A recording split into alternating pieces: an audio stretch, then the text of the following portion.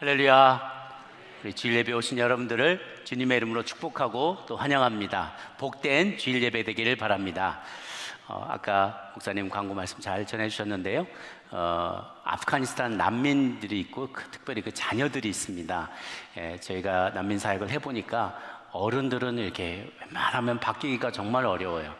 사고 체계와 세계관이 너무 굳어 있어서 제가 이렇게 신방을 하고 이렇게 이야기를 나누는데 잘 주는 건 다 받고 그러다가 잠깐만 있어 보라고 하더니 저쪽 구석 가서 알라 살라쿰 뭐 이러면서 뭐 이렇게 알라 아크바 이렇게 하면서 절하고 한참 하다가 제가 좀 해가지고 가만히 있으니까 한 5분쯤 있다가 다시 와서 또 하던 얘기 또 하고 그래요. 잘 바뀌지가 않아요. 근데 애들은 빨리빨리 흡수합니다. 여기 이제 미국 학교를 다니고 이곳에 있기 때문에 희망은 저 아이들에게 많이 있거든요. 그래서 아이들에게 특별히 부활절 전날 저희 국내 선교에서 또 오시는 분들, 가능한 분들 같이 가서 크락스온 가서 아프가니스탄 자녀들을 좀 많이 저희가 섬기고 또 행사들을 하려고 하는데 적어도 부활절이 어떤 날인지는 애들이 알 수 있게 하자. 그래서 선물도 준비하는데 슈박스 같은 거에다가 저희가 한 40불, 50불어치 기프트를 채워서 주려고 해요.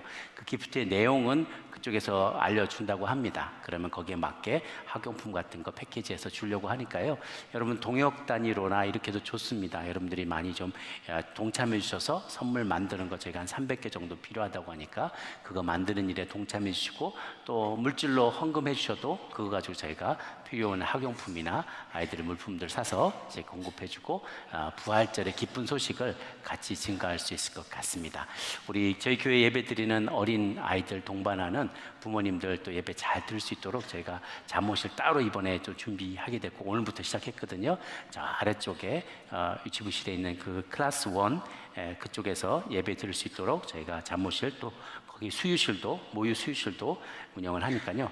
여기도 있고 저 아래쪽에도 있습니다. 그래서 가까이에서 예배드리고 싶어 하시는 분은 여기서 우리 오케스트라실에서 같이 이렇게 영상으로 예배드릴 수 있고 저 아래쪽에도 주차하자마자 바로 스트롤러 끌고 들어와서 바로 놀이터 바로 앞에 있는 방이거든요. 널찍하고 애들 마음껏 굴러다녀도 되게 펜스 딱 쳐서 제가 매트도 준비하고 그렇게 예배위원회에서 준비를 해주셨으니까요.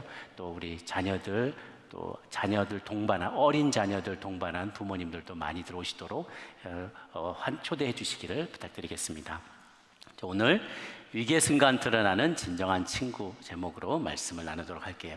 제가 지난주에서부터 계속해서 아들에게 쫓겨나게 되는 아버지 다윗의 이야기를 제가 나누고 있습니다.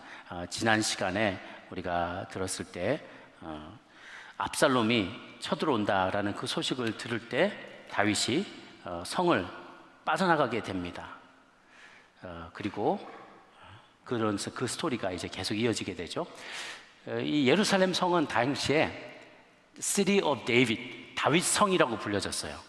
왜냐하면 이 성을 여부수족으로부터 최초로 빼앗았던 사람이 인물이 주인공이 바로 이 다윗 왕이었기 때문에 그래요. 수로로 몰래 들어가서 샤프트로 위로 또 올라가서 몰래 안으로 침투해 들어가면서 문을 따고 들어가서 큰 희생 없이 이 여부스족이 차지하고 있는 예루살렘 성 난공불락의 요새라고 했습니다. 기드론 밸리에서 요 위로 보면은 그 계곡도 깊은데 깊은 계곡에서 올라온 거에다가 또 성을 쌓아놓으니까 이게 뭐 깎아지르듯이 높아서 아무도 이 성을 점령하기가 어려운 거예요. 너무나 어려운 이 성을 다윗이 기지를 발휘해서 탈취하고 거기에 이제 모든 유다 백성들 남쪽과 북쪽의 전 이스라엘 전 지파를 아우르는 통일 이스라엘의 왕으로 그가 이제 예루살렘 성에서 등극하게 되죠. 그래서 이 성은 다윗 성이라고 불려지고 다윗이 많은 애착을 쏟아부으면서 그의 어떻게 보면 젊음의 날들을 다 쏟아부으면서 교회의 이 성의 방비를 더 튼튼히 하고 정말 곳곳에 건축 사업을 하고 사람들이 들어와서 살고 그러면서 자신의 거의 모든 것을 쏟아부은 성이라고 할 수가 있을 거예요. 그런데 압살롬이 쳐들어온다고 하니까 그가 정말 이 다윗은 압살롬과의 정면 대결을 피하려고 이 성을 버리고 떠나가게 됩니다. 자기 아들의 반역 때문에 눈물을 머금고 자기 이름을 딴 성을 버리고 도망가야만 했던 이 아버지의 심정이 어땠을지 여러분 상상이 가시는지 모르겠어요. 그 심정을 참 이야기가 쉽지 않을 겁니다. 마치 제가 여러분이 젊음의 날을 다 들여서 정말 피땀 흘려서 집을 장만하는데 한 30년 몰기지 해가지고 쭉 해서 계속 갖고 가서 마침내 내 집이 됐는데 어느 날 아들이 툭 뜨더니 아빠가 한 게 뭐 있냐고 집 내놓으라고 막 부모님을 쫓아내는 거하고 똑같아요.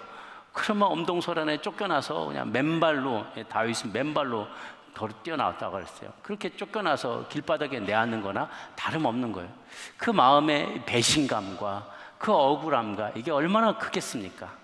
정말 울며 맨발로 떠나나왔다라고 표현을 하고 있습니다. 그럼에도 불구하고 다윗은 자신의 정신을 바짝 차리고 그 다음부터 이제 어떻게 할까라는 것을 생각하면서 중요한 결정들을 몇 가지 내리는데 그 안에서 우리는 두 가지의 교훈을 발견하게 됩니다. 오늘 첫 번째 요지는 백성들과 충성된 신하들을 먼저 배려하는 다윗의 모습에서 우리는 큰 감동을 받고 또 교훈을 발견합니다. 사실 다윗은 전술 전략에 능한 정말 전쟁에서 백전백승했던 그런 아주 백전노장의 장수예요. 전략도 능하고요, 지리도 잘 알고 있고요, 곳곳에 자신을 따르는 추종하는 사람들이 있었습니다. 그렇기 때문에 어찌 보면 예루살렘에 남아서 압살롬의 그 반란군을 상대하는 것이 더 유리할 수도 있었어요. 그러나 그는 나단 선지자가 했던 예언의 말씀이 조금씩 성취되어 가는 것을 계속 보고 있었습니다. 칼이 너희 집안을 떠나지 아니하리라. 백주 대낮에 너희 아내들이 다른 이웃에게, 다른 자에게 준 바가 되리라. 너는 몰래 이 죄를 행했지만 나는 모든 사람이 다 아는 대낮에 그것에 대해서 갚아주리라 라고 얘기하셨던 거예요. 근데 그것이 정말 이루어지기 시작하는 거예요. 자기 집안의 자식들이 서로 죽고 죽이는 피비린내 나는 동족 상전이, 같은 형제자매들 간의 그런 피비린내 나는 사건들이 벌어지고 있는 것이죠. 이것이 나의 죄 때문이구나, 내 때문에 이런 일이 벌어졌구나라는 것을 알게 됐고, 그가 예루살렘 성에서 충분히 방어할 수도 있었지만 그랬을 때 애꿎은 국민들, 자기의 애꿎은 백성들이 피를 흘리게 되고, 서로 다 같은 유다 백성들이잖아요. 공격하는 사람이나 수비하는 사람이나 다 자기 백성인데 그들이 거기서 피를 흘리고 죽임을 당하게 되거나, 혹은 그 전화로 인해서 자기가 소중히 가꿨던 이 성이 잿더미가 되는 일들도 있을 수 있다. 대량 학살을 피할 수가 없다라고 생각하니까 그것만큼은 내가 피해야겠다. 이 진흙탕 싸움이 아니라 서로 피빈내 나는 동족 상전의 비극만은 내가 피했는지 어떻게든지 시간을 벌어서 그 다음에 하나님이 어떤 식으로 결판을 내려주시던 그 뜻에 나는 순종하겠다라는 마음으로 성을 맨발로 비우고 나오는 거예요. 그때 도망자 시절서부터 생사고락을 같이 했던 600명의 사람들이 가드 사람 이때의 인도함을 받고 같이 나오게 됩니다. 그거를 보고 다윗이 질문하는 거, 너도 우리와 함께 가려고 하느냐? 너 그러지 말아라. 이 가드 사람 이때, 가드는 블레셋 족속이잖아요. 블레셋에 있는 가드 족속인데, 가드에서 그는 어쩌면 쫓겨났든지 아니면 망명을 했든지 여호와 신앙으로 개종을 했든지 이민을 했든지, 그래서 그쪽에서도 장수 출신이었는데 이곳에 와서도 이 다윗을 쫓아다니고 있었던 거예요. 함께 있었던 그 600명의 사람들, 사울에게 쫓겨다녔던 수많은 사람들도 그와 같이 있었어요. 이 600명이 다 같이 와 있으니까 다윗이 그에게 얘기합니다. 너는 쫓겨난 나그네가 아니냐? 돌아가서 왕과 함께 네 곳에 있어라. 자기가 왕인데 이제 압살롬이 왕이라고 하니까 그가 성으로 들어오게 되면, 무혈 입성을 하게 되면 그의 휘하에 있어라. 너까지 이런 고생길에 내가 끌어들일 일이 뭐가 있냐? 나 혼자 족하다. 내가 죄 지었고 내가 그것으로 대가를 지불하는 거니까 너와 또 같이 있는 600명 당신들까지 이렇게 나설 필요 없습니다. 돌아가서 새로운 왕을 섬기시오. 참 이런 말을 할 수가 있을까요? 지금 한 사람이 아쉬운 판에 내가 어떻게 세력을 불려서 나의 왕권을 방어할까, 이런 생각만 하고 있다면 이런 말이 안 나올 거예요. 한 명이 아쉬운 판에. 근데 600명의 장정과 이 장수가 내가 당신을 보호하겠습니다 라고 나오는데, 그러지 말고 새 왕에게 그냥 가시오. 그 사람에게 가서 당신들도 딸린 식구들이 있을 텐데 무리하지 말고, 이렇게 목숨을 걸지 말고 그냥 가서 그 왕을, 새 왕을 섬기시오 하고 이렇게 돌려보내려고 하는 거예요. 다윗은 자신의 고통과 괴로움보다 백성들과 신하들의 괴로움을 먼저 생각하는 넓은 마음을 가진 사람이었습니다. 충성스러운 이 신하 이때와 그가 몰고 온 600명의 친위대는 그러나 그리하지 않겠다고 합니다. 이 600명의 친위대가 얼마나 믿음직한 응원부대였겠습니까? 그러나 만약에 전투가 벌어진다면 사실상 자기 죄 때문에 600명의 군인들이 자기 목숨을 잃게 된다는 생각 때문에 차라리 새 왕에게 돌아가라라고 권면을 하고 또 배려를 해준 거였죠. 오늘 두 번째 딱 나눌 이야기는, 그러나 하나님의 나라를 위해 모든 것을 내려놓은 신하와 장군들의 이야기입니다. 이렇게 권유하는 말을, 다윗의 말을 들었을 때 이때는, 그리고 그와 신하들은 끝까지 그와 함께 한다라고 다짐을 합니다. 그러지 않겠습니다. 돌아가지 않겠습니다. 저는 당신과 함께 하겠습니다 라고 이야기를 해요. 보니까 이때가 대답하기를 21절에 여호와의 살아계심과 내 주 왕의 살아계심으로 맹세하옵나니 진실로 내 주 왕께서 어느 곳에 계시든지 사나 죽으나 종도 그곳에 있겠나이다 라고 고백을 하면서 따라오게 돼요. 사실 모든 것이 잘 풀려갈 때, 내가 하는 모든 일이 잘 될 때 나의 그 좋은 열매를 나누고 싶어하는 사람은 참 많습니다. 여러분이 잘 되고 성공하고 또 재정적으로 넉넉해지고 영향력 있는 자리에 가게 될 때 여러분 주변에서 그 영향력과 풍성한 열매를 같이 나눠 먹고 싶어하는 사람은 참 많을 겁니다. 그런데 일단 삶의 위기가 찾아오게 되고 그 자리를, 내가 그 전에 누리던 특권들을 누리지 못하고 그런 소산이 없고 내게서 뭔가 좋은 것들이 나올 것이 없게 되면, 그리고 위기에 몰리게 될 때, 내가 사람들로부터 위기에 몰리게 될 때 끝까지 내 곁을 지켜주는 사람을 찾기는 그렇게 쉽지가 않습니다. 제가 한국에서 CEO 공동체를 맡아서, 교구를 맡아서 섬길 때 그 중에 정부의 장관급 요직에 계시던 분이 계셨어요. 그런 얘기를 이분이 하시는 걸 들었습니다. 현직에 있을 때는 명절만 되면 집 앞에 그렇게 사람들이 많이 모이더라는 거예요. 다 뭐 하나씩 들고 오고, 그때는 이제 김영란법이 아직 통과되지 않을 때여서 많은 사람들이 줄을 섰다는 거예요. 그 명절 때 인사 한번 하려고, 뭔가 청탁하려고, 뭐 하나 좀 사정을 부탁하려고 그렇게 많이 섰대요. 근데 어떤 사건 때문에 이제 그 자리를 갑자기 탁 내려놓게 되었는데요, 집 앞에 개미 새끼 한 마리 얼씬거리지 않더래요. 아무도 안 보이더래요. 혹시라도 거기 앞에서 왔다가 사진 찍히거나 누구한테 목격되면은 똑같은 사람으로 자기가 몰릴까봐 아주 그냥 한 사람도 안 나타나더래요. 그러면서 자기가 몇십 평생을 이렇게 살면서 자기가 헛살은 것 같다고, 정말 자기는 허상을 쫓아다녔다고, 이게 다인 줄 알았다고, 모두가 정말 나를 사랑하고 다 나를 좋아하고 존경하고 그런 줄 알았는데 그게 아니었더라는 거예요.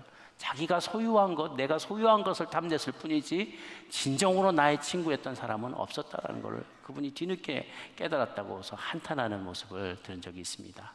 위기의 순간에 진정한 친구들이 구별이 됩니다. 거짓된 친구는 곧 사라져버리고 위기 가운데 사라지고 걸러지게 돼요. 미국이 전쟁에 많이 참여를 하는데 이 전투를 벌일 때마다 이 단순한 계산만으로는 도저히 이해가 되지 않는 작전을 실시할 때가 있어요. 적진에 홀로 고립된 병사를 구조하려고 구조팀을 보내는 일들이 있을 때 그렇습니다. 분명히 딱 생각해봐도, 아무리 전문가 아니어도 상식적으로 생각해봐도 더 많은 사상자가 발생할 것이 명약관화한데도, 그런데도 불구하고 구출하러 가겠다는 거예요.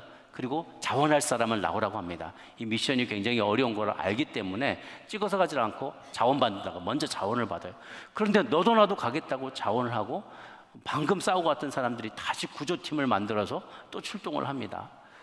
그리고 그 구조작전 중에 그 구조한 사람보다 더 많은 사람들이 죽게 되는 일도 있어요. 더 많은 사람이 부상을 입기도 하고 불구가 되기도 하고 그렇습니다. 그런데도 그 사람을 구하기 위해서 애를 써요. 그래서 그런 일들이 실화를 배경으로 해서 영화도 많이 나오고 하는데요. 잘 아실 분, 여러분 보신 분도 있을 텐데 블랙 호크 다운 같은 영화 보면 1993년에 소말리아의 모가디슈에서 유엔이 평화유지군 활동을 하면서 어려운 분들한테 음식도 나눠주고 이런 것들을 하는데 그 군벌 중에 아이디드라는 아주 유력한 군벌인데 악당이에요. 이 사람이 그 중간에서 그걸 다 컷하고 민간인들 납치하고 뭐 테러를 하고 이런 일들을 많이 합니다. 그래서 그 사람을 체포하는 작전을 벌리다가 그만 헬기가 추락하고 말아요. 두 대가 추락하면서 수십 명의 대원들이 적진에 순식간에 고립이 됩니다. 그들을 구조하기 위해서 팀이 조직돼서 들어가게 되는데요. 그 수십 명 중에 나오는 사람은 5명만 죽었는데요. 구조하러 들어간 사람이 14명이 죽었어요. 그리고 총 73명이 부상을 당했다고 합니다. 그러니까 총 19명이 죽고 73명이 죽었어요. 그러니까 살리려던 사람은 그 사람들은 어느 정도 살고 5명만 죽었지만 구하러 들어간 사람이 14명이 죽으니까 5배나 더 많은 사망률이 생겨난 거예요. 그런데도 그 일을 하러 들어간다는 거죠. 계산하면 안 나오는 일이에요. 영화의 론 서바이버라는 영화에도 보면 2005년에 아프간 산악지대에 탈레반 지휘관을 체포하는 작전을 벌이게 됐어요. 그런데 그 4명 중에 3명이 사망하고 마커스 루트렐이라는 특수대원 한 사람만 딱 살아남았어요. 근데 그 특수대원 한 사람을 살리려고 헬기가 떠서 구조대가 가다가 로켓을 맞고 16명이 전사하게 됩니다. 그리고 결국은 그 한 사람을 살려오게 돼요.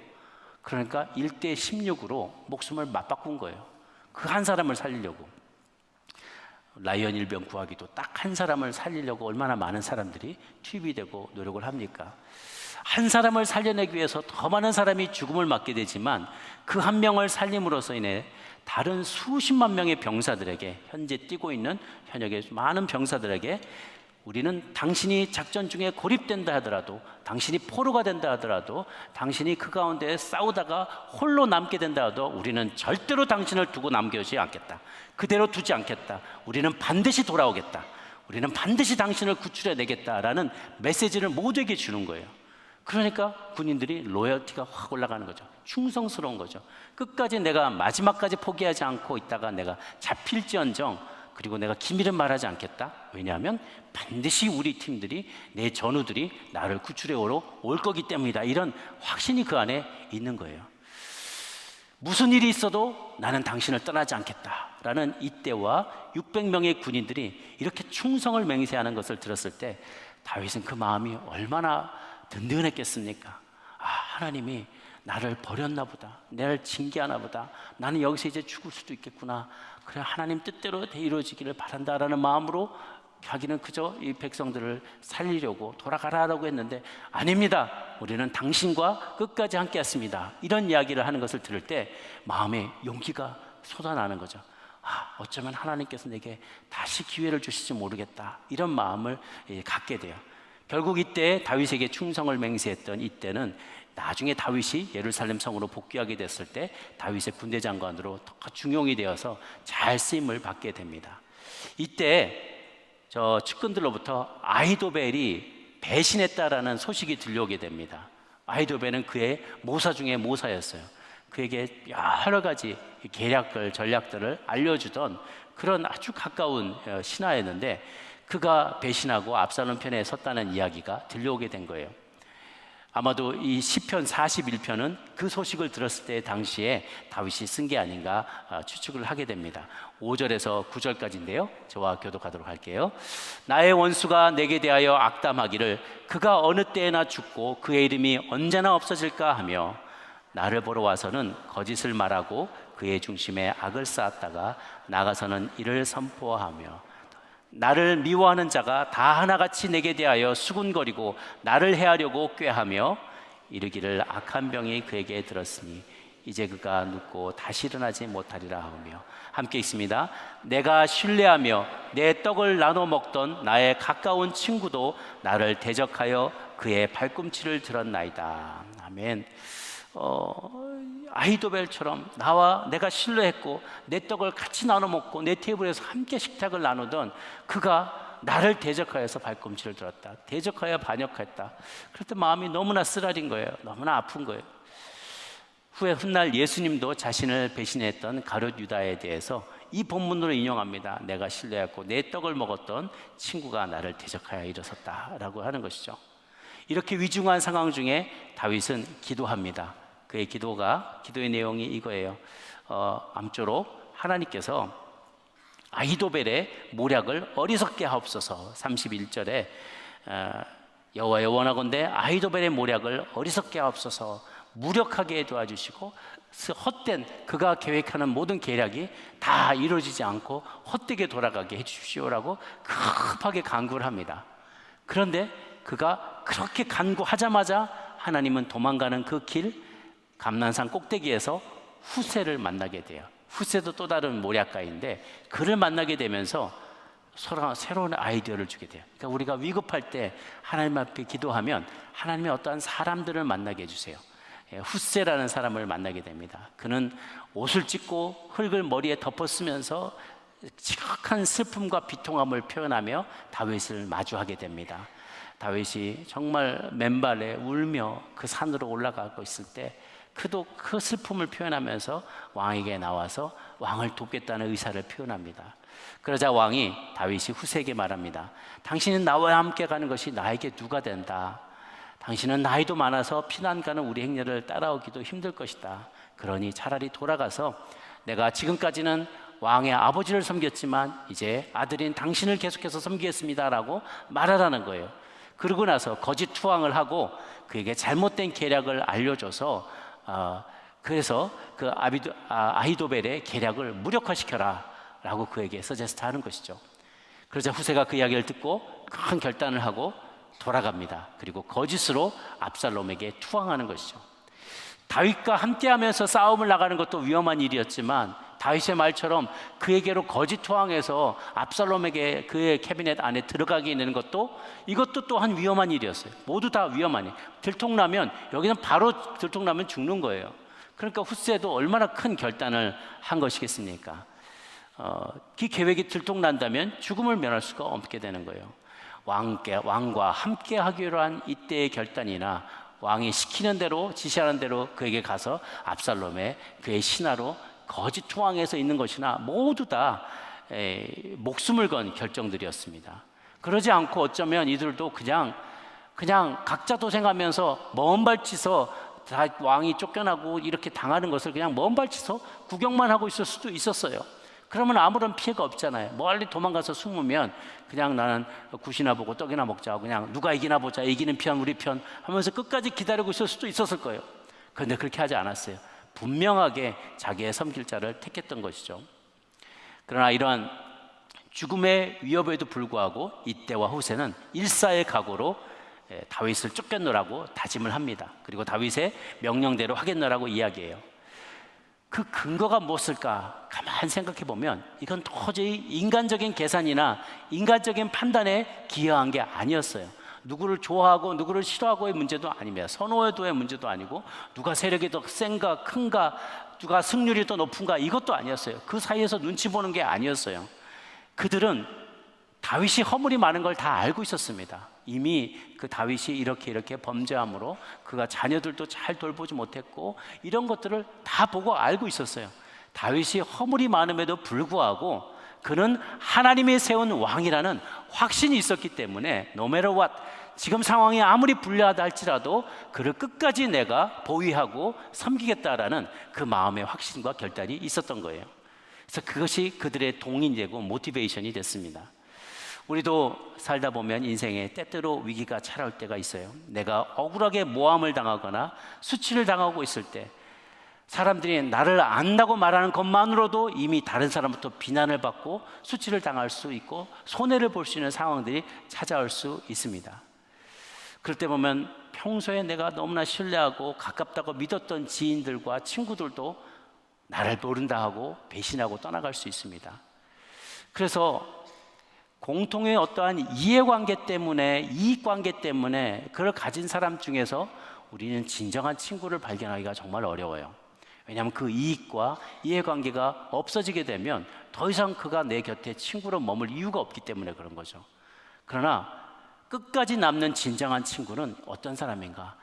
동일한 신념과 동일한 믿음을 가진 사람, 같은 신앙을 가진 사람만이 그 가운데 있을 때만이 우리는 진정한 long lasting friendship, 영이 지속되는 그러한 진정한 우정을 발견할 수 있어요. 피보다 더 진한 것, 돈으로도 살 수 없는 것, 이것이 진정한 믿음의 친구들이에요.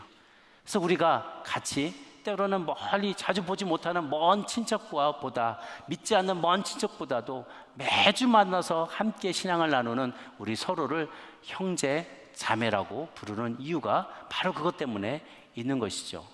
여러분에게 있는 친한 친구, 가장 친한 친구는 누구입니까? 어떤 분입니까? 그리고 우리가 서로를 믿음의 형제 자매라고 부를 때 정말 그 부르는 말처럼 나는 그것을 의미합니까? 당신은 정말 나의 형제입니다. 당신은 정말 나의 형제이고 친구입니다. 라고 고백을 합니까? 무엇보다도 우리에게 가장 귀한 친구가 있어요. 바로 우리 주님 예수님이시죠. 그 예수님을, 가장 친구인 예수님을 생각할 때 내가 만약 예수님을 안다고 말하는 게 내 명성과 내 비즈니스에 큰 손실을 가져온다면 나는 어떻게 할까? 예수님의 가르침을 진리로 여기고 살아가는 것 때문에 내가 만약 자유를 빼앗기게 된다면 나는 어떻게 할까? 만약 더 심해져서 당신의 친구인, 우리의 친구인 예수님 때문에 내가 그를 섬긴다는 것 때문에 목숨까지도 위태로워지는 순간이 찾아온다면 그래도 여러분은 이때나 후세와 같이 고백할 수 있겠습니까? 아까 했던 21절 말씀 다시 한번 읽어볼 수 있으면 좋겠습니다. 15장 21절 말씀입니다. 시작.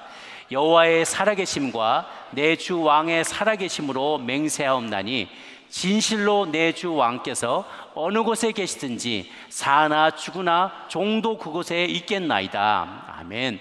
내가 죽는 한이 있더라도 당신과 함께 하겠습니다 라고 맹세할 수 있냐는 것이죠. 내 가장 친한 친구, 나의 죽은 대신은 예수님께서 내게 명하시는 일이라면 그 무엇이라도 따르겠노라고 나는 다짐할 수 있겠냐라는 것입니다. AD 69년에서 155년까지 살았던 폴리갑, 이분은 사도 요한의 제자, 직접 그 바로 아래 제자였고요, 서머나 교회의 감독이기도 했습니다.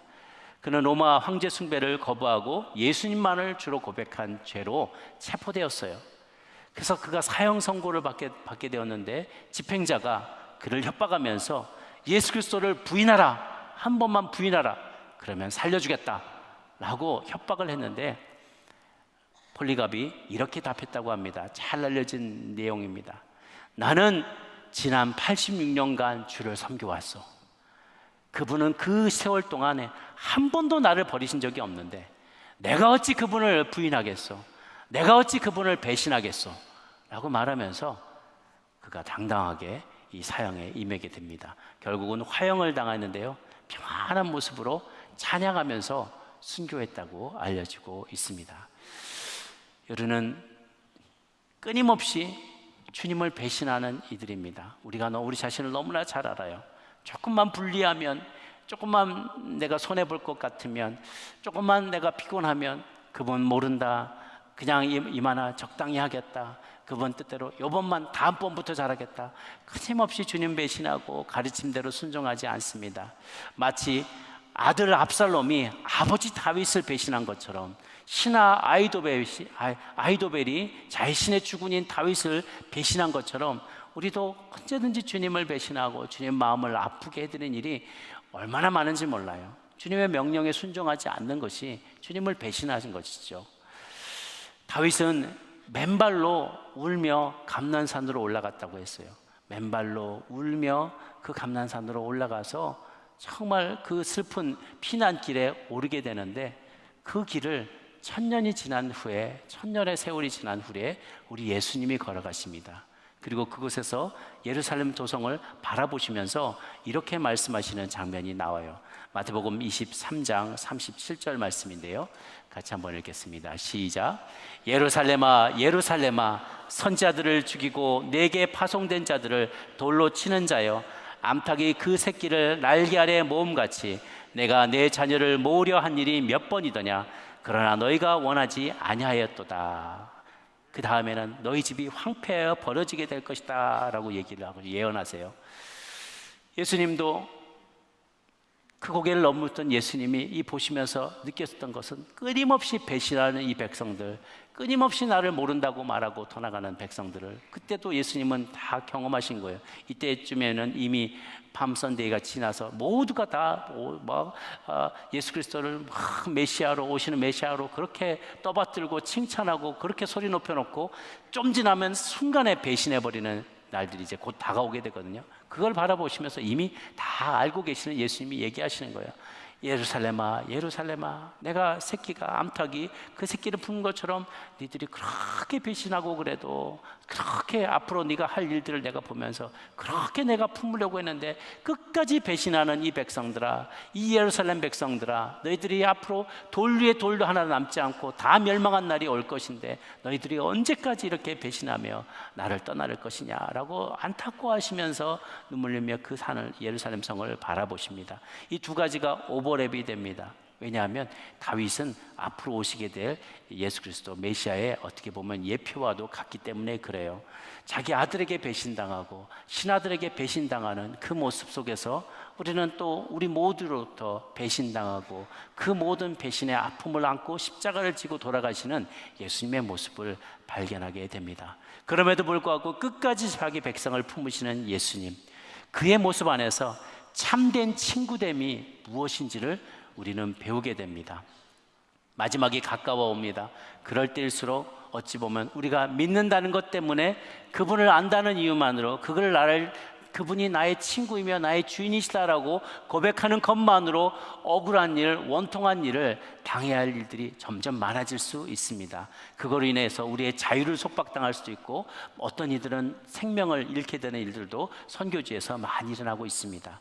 그러한 억울한 일, 원통한 일이 벌어진다 할지라도, 그런 일을 당한다 할지라도 결코 주를 배반하지 아니하고 주님의 참된 벗으로 또 주님의 참된 자녀와 종으로 살아가겠노라고 다짐하는 저와 여러분 모두가 되시기를 주님의 이름으로 축복합니다. 기도하겠습니다.